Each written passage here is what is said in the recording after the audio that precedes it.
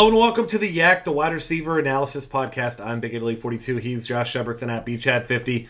Talking about some of your favorite plays, of course. And if this first guy is not a favorite play of you, the listener, the watcher, whatever you would like to be called, the observer, then I'm not sure what you're thinking here. Odell Beckham Jr. just continues to make phenomenal plays, phenomenal catches. I mean, the catch last week and run after the week before, the diving one-hander. I mean, it doesn't even matter. He should get an extra 1 point or something. Spectacular catch, web gem point or something. But either way, the guy gets targeted like a machine, and he has monstrous upside every single day. Yeah, I mean, it's Czech Gresham that I saw tweeted out, but he's currently pacing for the highest, or for the most yards receiving per game. Well, right now he currently holds the most receiving yards per game in NFL history at just over 100 yards, but he's pacing to break Randy Moss's yardage record through 2 seasons. And keep in mind that he's doing that despite missing 4 games last year. So, I mean, he's just a historically good receiver, and that's not an exaggeration or hyperbole or anything like that. He's been a historically good receiver through his first 2 NFL campaigns, and he's on fire of late. Over the last 5 games, he's got at least a touchdown pass in 4 of those contests, averaging over 125 yards receiving on more than 7 receptions per game in that stretch, and doing this despite the fact that Eli hasn't exactly been accurate getting him the football. 13.4 targets during that time frame. If Eli's a little bit more accurate and that volume remains where it is, those 7.2 receptions and 126 yardage are your floor, and you're looking at potential for more than that, which is just insane to think about. Yeah, absolutely. I mean, the ceiling is tremendous with him at just as high, if not higher, than any other player. So, once again, he's a guy that I'll be locking in pretty quickly into a lot of my lineups. Next up, Antonio Brown, and if you remember the first game of Bengals-Steelers, everyone, including myself, of course, expecting a shootout, loading up on Antonio Brown and Tyler Eifert and AJ Green and company, and Andy Dalton in cash games and all this stuff, and ended up being the old defensive slugfest we've seen from Bengals Steelers in years past. But now we've seen the Steelers defense last week excluded because Matt Hasselbeck just looked like he was 40, but they've been susceptible. Bengals have been susceptible as well. You got Adam Jones out. I can't fathom the scenario. I know I said this the first time, but I don't see any way this game, neither team breaks 20 points. I mean, this is a game that I'm not saying it's going to be 41-38, but you see like a 31-27 type of game, something like that, where both teams are getting up and down the field. And really the only negative for Antonio Brown is the fact that the Steelers have so many weapons. Well, let's put it this way. I would be less surprised to see a 41-38 game this week than a repeat of the score from the first game, because Big Ben was playing in his first game back from injury at that point, had some rust to shake off. I think Dalton probably maybe was a little bit more anxious to really get after it and beat a team that's been a thorn in his side in the past, and it was considered a big game for them. So I think maybe that monkey might not be on his back. I do think we're going to see more offense in this contest. I think the Bengals have the offense to keep up with the Steelers. They're actually 3-point favorites at home, so they are expected to score more points. Obviously, the Steelers' offense is clicking on all cylinders right now, and Brown and Ben have been just on the same page throughout their entire career, but never more so than we're seeing this year. With Big Ben playing quarterback, I won't say starting because we do have that huge performance with Big Ben coming in relief, but with the two playing together this year, 13.25 targets, 9.5 receptions, and 134.5 yards receiving per game for Antonio Brown. So that's what he's doing on average. And he's caught 7 touchdown passes, and Ben's played in 8 games this year, so that's almost a touchdown per game. So Brown is just playing at an exceptionally high level. As you noted, Adam Jones has ruled himself out, so that's one less really good corner to throw at Antonio Brown. Really like him this week. I will say it was really tough deciding between he and AJ Green. I think Brown's higher ownership level in cash games makes me feel a little bit better about using him. Also, the fact that even with all these other pass-catching weapons in the offense for the Steelers, there's no question who the one is for them. Whereas with the Bengals, Green, definitely the one, but once you get near the red zone, Tyler Eifert, expected back this week, been a touchdown scoring machine this year. So I do think that cuts into Green's ceiling just a little bit. between the two, you really can't go wrong. I do like Brown better, but I'll be pairing the two together on a ton of my rosters. Yeah, I absolutely will too. It should be Vegas expects it as well to be one of the higher scoring games, so it's definitely playing to go around. And then, much like the situation was at the beginning of the season when he was producing, Jeremy Maclin price still just too low. I mean, two phenomenal games in a row. I mean, not even just good games, great games in a row, and his price still very low. Now facing a San Diego team that the defense has fought admirably over the past few weeks to try to keep them in games, but this is a bad offense, a very bad offense. Chiefs, arguably the hottest team in football right now. No offense to the Panthers, but the Chiefs, I mean, they're playing well on both sides of the ball. Maclin seems to finally be, now that we're in week 14, the spark that this offense needed last year to kind of get them over the hump and actually be able to consistently score points. And Maclin in a really good spot here again. Yeah, it's been a really streaky season for Maclin. He had a nice 3-game stretch from week 3 through week 5, and then he basically disappeared from week 6 through week 11. Granted, they did have a bye in there, and he did miss a contest with concussion, but he's come out on fire the last 2 weeks. And I don't know if somebody got in Alex Smith's ear and said, hey, we paid a lot of money for Jeremy Maclin to be your number one. Go out there and actually do your job and throw the ball down the field, or what was said exactly. But over the last 2 games, Macklin's been targeted 21 times. To put that target total in perspective, Alex Smith has only thrown 52 passes. That's 40.4% of Alex Smith's passes have gone in the direction of Jeremy Maclin. He's been efficient, reeling in 18 of those targets for 255 yards and 3 scores. So really been putting up big numbers, doing it as a deep threat down the field, but also turning some short passes into big plays after the catch.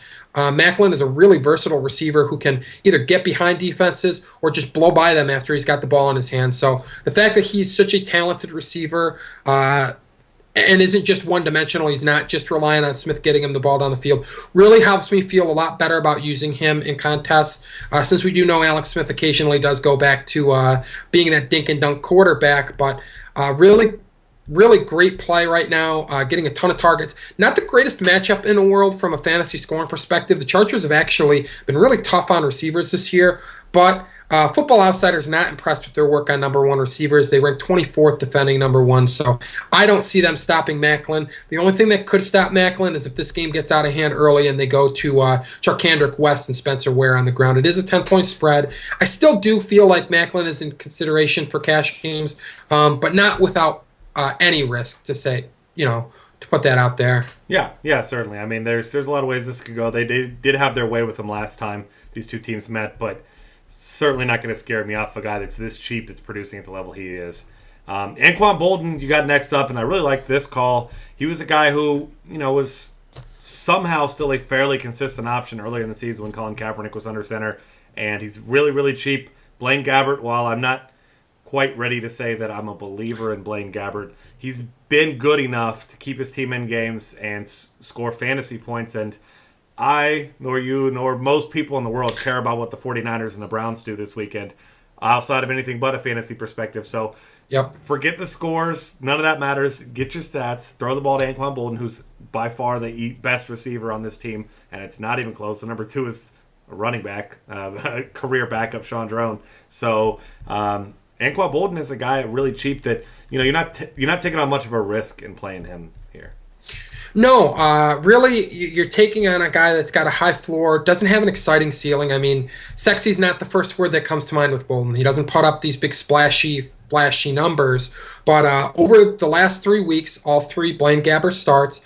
Boldin didn't play his first start before the bye, but in the 3 games they've played together, he's averaging 6 receptions for 74.3 yards receiving per game. His targets have gone up every week the 2 have played together. The 13 targets last week didn't exactly result in big production for him, but the fact that Gabbert threw him the football 13 times is certainly promising, especially since now he's going to be facing a really soft Brown secondary that just has had no answer for receivers this year. They're giving up a ton of fantasy points to wideouts, and steady production, steady targets against a bad defense. You'll take that at $5,900 on FanDuel and at just $4,000 on DraftKings. Again, not a guy that's going to carry your team, but a hell of a glue guy to stick in there at a really great salary that provides you a ton of salary relief to go out and do something like grab Brown and AJ Green like I'm advocating. You can't just have all these studs if you don't have a glue guy like Anquan Boldin to pull it all together. Yeah, that makes a lot of sense there. And then this guy, Next up is showing a ton of upside. One of your personal favorites, of course, Sammy Watkins. He's kind of picking up where he left off. He dealt with some injuries, but Tyrod Taylor finally realizing this is the one weapon I have down the field in my offense. Charles Clay at times, but not the deep threat to that extent. But Sammy Watkins is certainly the guy in this offense. And I don't want to say there's tunnel vision there, but Tyrod Taylor has looked great over the past few weeks. And a lot of that's due to the fact that defenses have to respect Sammy Watkins down the field, which opens up more plays in the short game as well for Tyrod Taylor. Yeah, they say the squeaky wheel gets the grease, and Watkins chirped a little bit about wanting the football more, and lo and behold, he's been getting the football more, and he's been producing. And you'll never find me defending the draft day trade to move up and get him. I don't think there's a receiver. I mean, OBJ wouldn't have been worth that. As great as he's been, you don't do that unless you're getting a franchise quarterback, but that's a different story for a different day. But Watkins is at least playing like an elite receiver or a number one that they thought they were getting, at least of late. Since the bye week, he's been in a real groove, averaging 7 targets per game, 4.6 receptions, 97.6 yards receiving, and he's caught 4 touchdowns. He's gone over 100 yards receiving in 3 of the 5 games since the bye week. And over the last 2 weeks, he's been on fire. 9 receptions on 14 targets, 267 yards and 3 touchdowns, bested 100 yards receiving in both of those games. The Eagles have no answer for number 1 receivers. They rank 29th defending them according to Football Outsiders. Byron Maxwell obviously hasn't been the answer that they hoped for at cornerback, and he's not even slated to cover him this week, at least according to the Pro Football Focus matchup grades. They have Eric Rowe guarding him, and Rowe hasn't exactly been a great cover corner this year either. So it's a really good matchup. And something I didn't mention in the article, but I might as well throw out there now. All this narrative street talk with LaShawn McCoy, I think it's going to overshadow Sammy Watkins a little bit and help drive that ownership rate down. Yeah, that's true. I mean, if you saw as we're recording this, not too long ago, we saw Herm Edwards on ESPN looking like he was going to cry, threatening to walk out, just getting so angry about players and talking and social media. I mean, get with the times, old man. Like, you can't just complain about everything all the time. But yeah, don't get off his lawn. Yeah, yeah, exactly. If I'm Shady McCoy, I'm running all over Herm Edwards' lawn this week. And everyone else's lawn, too. But either way, next up, Allen Hurns, the guy who sat out last week. Looks like he's clearing concussion protocol. And Allen Robinson certainly didn't miss him this past week as he had himself a monster game. But as we know, the Jags, they're not incapable of running the ball. They just have no desire to run the ball. So they pass, and then they pass, and then when they get close to scoring, they pass some more, which is a great thing for anyone named Allen, especially in this offense.